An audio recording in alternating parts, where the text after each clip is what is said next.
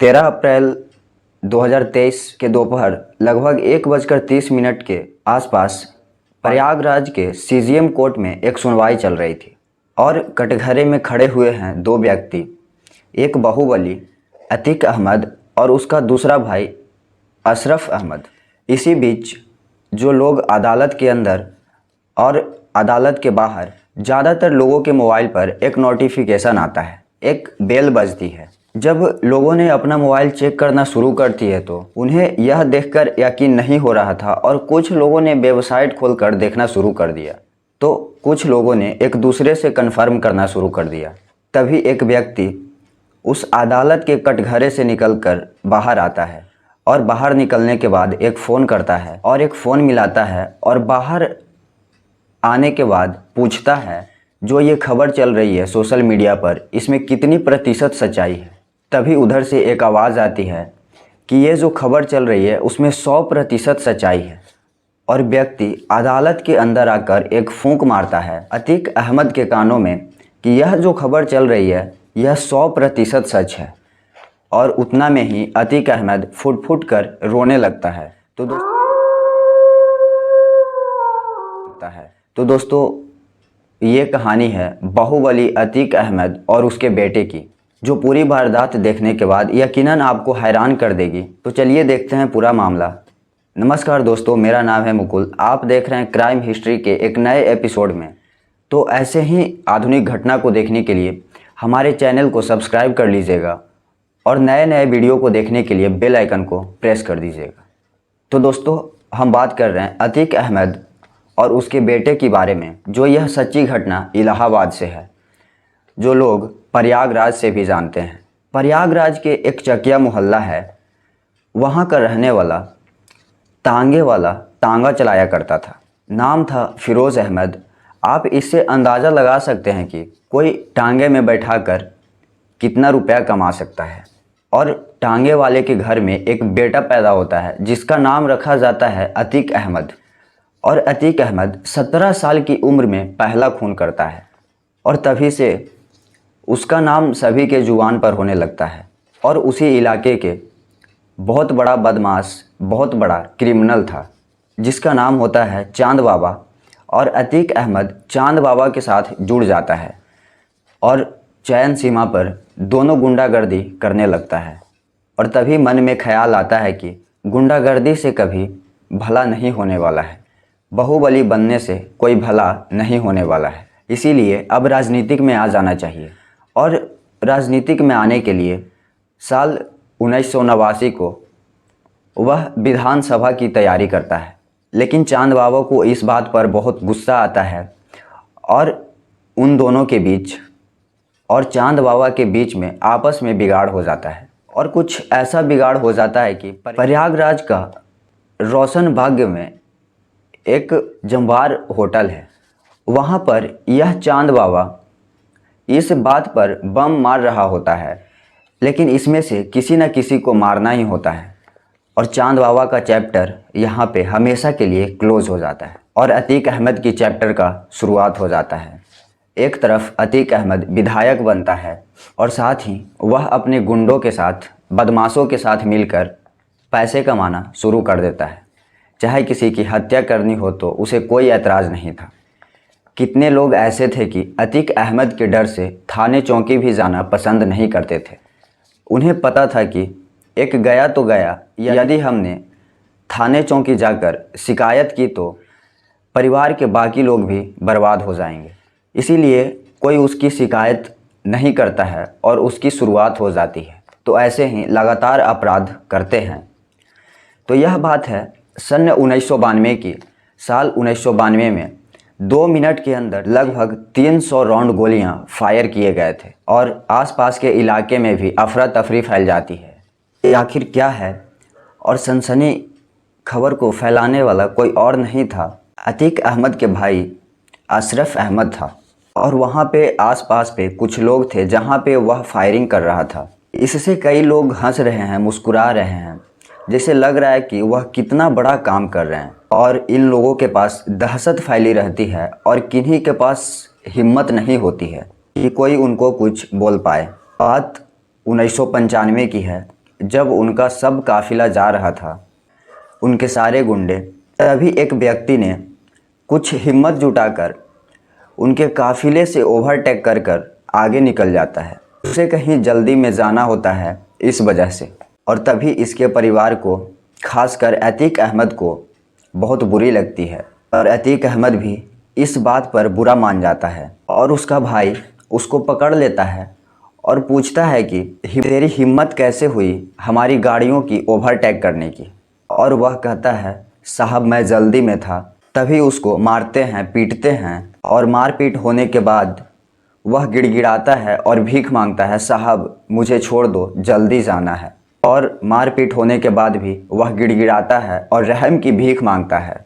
कहता है, गलती हो गई, अब मुझे जाने दो, मैं जल्दी में हूँ। तभी उनको गोलियों से भूंज देते हैं और व्यक्ति की हत्या हो जाती है। और ये खबर तेज़ी से फैलने लगती है, लेकिन उनको कोई फ़र्क नहीं पड़ता है। लोगों की हत्या करना, ज़मीनों पे कब्ज़ा करना, यह सिलसिला जारी रहता है। तब साल 2002 की बात है। एक पार्षद रहते हैं जिनका नाम नस्ल होता है। उनको भी कुछ इसी तरह गोलियों से भूंज दी जाती है। जब गोलियों से भूना जाता था तो उसके बाद भी खबर अखबारों में आया करती थी, लेकिन किसी को कुछ कहने की हिम्मत नहीं होती है। और जैसे जैसे हत्याओं की सिलसिला बढ़ रहा था, वैसे वैसे आसपास के लोगों में और डर पैदा हो रहा था। तब साल 2003 आता है। एक बीजेपी के नेता होते हैं, नाम उसका अशरफ होता है। अशरफ ने कुछ आवाज़ उठाने की कोशिश की थी, उनके विरोध करने की कोशिश की, उनके आवाज़ उठाने की कोशिश की। तो पता चलता है कि अशरफ को भी हमेशा हमेशा के लिए गोलियों से चैप्टर क्लोज कर दिया जाता है। जब अशरफ ही मारा जाता है तो उन्हें लगता है ये अपनों को भी नहीं छोड़ते हैं। हालांकि जब गोलियां चलाई जाती थी तब गोलियां सामने वाले को लगती थी या फिर दूसरे साइड में अतीक अहमद के साइड में उनके गुंडों को लगती थी, जो बहुत ही कम पैसे में सिर्फ खाने के लिए काम करते थे। उसके परिवार को भी आँच नहीं आने देते थे। ऐसे ही वक्त आगे बढ़ता है और वक्त आगे बढ़ने के बाद 5 बार विधायक रहने के बाद अतीक अहमद का मन किया कि उसे सांसद बनना है, और इसीलिए वह सांसद भी बन जाता है और अपने भाई को विधायक बना देता है और खुलेआम गुंडागर्दी करना शुरू कर देता है। और कुछ दिनों के बाद अतीक अहमद की शादी होती है और उनके 5 बच्चे होते हैं, फिर भी गुंडागर्दी करना बंद नहीं किया था। फिर अगस्त 2015 की बात है। लखनऊ का पीजीआई के पास सुशील गुरुनानी नाम का एक बिजनेसमैन होता है। वह अपनी प्लॉट का निर्माण करा रहा होता है। तभी 30-40 लोगों के साथ अतीक अहमद वहां पे पहुंच जाता है और उसके हर किसी आदमी के पास हाथ में हथियार होता है और उससे जाकर यह कहता है, सुशील जी, आप जो यह निर्माण करा रहे हैं ये अब तक आपका था, अब से आगे ये हमारा हो गया, इसीलिए अब इधर की ओर ताक झांक करने की ज़रूरत नहीं है। आखिर तुमने ताक झांक की तो इसका अंजाम अच्छा नहीं होगा। प्रदेश के मुख्यमंत्री हैं अखिलेश यादव, चाहो तो आप उनके पास चले जाओ, कुछ होने वाला नहीं है। इसीलिए कुछ होने वाला है नहीं, तुम पीछे हट जाओ तो ज़्यादा बेहतर होगा। तब भी सुशील हार नहीं मानता है और सुशील तब भी हिम्मत नहीं हारते हैं। वे चले जाते हैं प्रदेश के बड़े अधिकारियों के बीच। तब थोड़ा सुशील को राहत मिलती है। यह बात चली जाती है कोर्ट में। आज तक न्यायालय के बीच यह केस को फंसा दिया जाता है और अब तक यह प्लॉट सुशील को नहीं मिल पाता है। मामला ऐसे ही चलता रहा। फिर बात है साल 2018 की, 19 दिसंबर की बात है। एक रियल एस्टेट कारोबारी होता है मोहित जायसवाल, जो लखनऊ का बहुत बड़ा कारोबारी होता है, और फिर उसको अपहरण कर लिया जाता है। और यह अपहरण करने वाला कोई और नहीं होता है बल्कि अतीक अहमद का बेटा होता है, जो सबसे बड़ा बेटा है, जिसका नाम है मोहम्मद उमर, और दूसरा बेटा है मोहम्मद अली, जो ये दोनों मिलकर उनका अपहरण करते हैं। और अपहरण करने के बाद देवरिया के जेल में ले जाते हैं और जेल में ले जाने के बाद उसको वहाँ पे बहुत पीटते हैं और पीटने के बाद लगभग 40 करोड़ के संपत्ति के कागजात पर सिग्नेचर करवाते हैं। उसके पास एक एसयूवी कार होती है, उसे भी वो लोग कब्ज़ा कर लेते हैं। और जब सुशील वहाँ पे शिकायत करने के लिए पहुँचता है तो लोगों को यह यकीन नहीं होता है कि लेकिन वह जो जेल में पिटाई का वीडियो था सोशल मीडिया पे वायरल हो जाता है। तब अतीक अहमद के गुंडेगर्दी का लोगों को पता चलता है। अतीक अहमद साल 2018 में भी कमज़ोर नहीं है, भले चाहे उत्तर प्रदेश में योगी आदित्यनाथ की ही सरकार क्यों ना हो, ये सब चलता रहता है। फिर इसी बीच इसकी थोड़ा संपत्ति का नुकसान होता है। गिरफ्तार करने के बजाय यह गिरफ्तार नहीं हो पाता है। फिर वह दिल्ली में सरेंडर करता है और सरेंडर करने के बाद उसको गिरफ्तार किया जाता है। फिर इसको यूपी के जेल में रखा जाता है और फिर वहाँ से सीधे गुजरात के साबरमती जेल में रखा जाता है। वहाँ रखने के बाद भी इसका गुंडागर्दी करने का आदत कम नहीं हो रहा था। अभी इसी बीच 2 और हत्या होती है और हत्या करने वाला कोई और नहीं होता है बल्कि अतीक अहमद का बेटा ही होता है, जिसका नाम असहद अहमद होता है। और एक गुड्डू जो मुस्लिम होता है, अरमान होता है, गुरमान होता है, साबिर होता है और फिर से सब चारों तरफ से घेराबंदी कर लेते हैं और यहाँ पे सभी गोलियाँ चलाना शुरू कर देते हैं। तभी यहाँ पे 2 पुलिस वालों की मौत हो जाती है, जिसका नाम संदीप मिसाद और राजेंद्र सिंह होता है। उनको भी मौत के घाट उतार दिया जाता है। यहाँ पे उनको मौत के घाट उतारने के बाद अभी तक मैंने आप सबको यह कहानियाँ इसीलिए सुनाई है, हत्याएँ तो पहले भी बहुत सारे हुई है।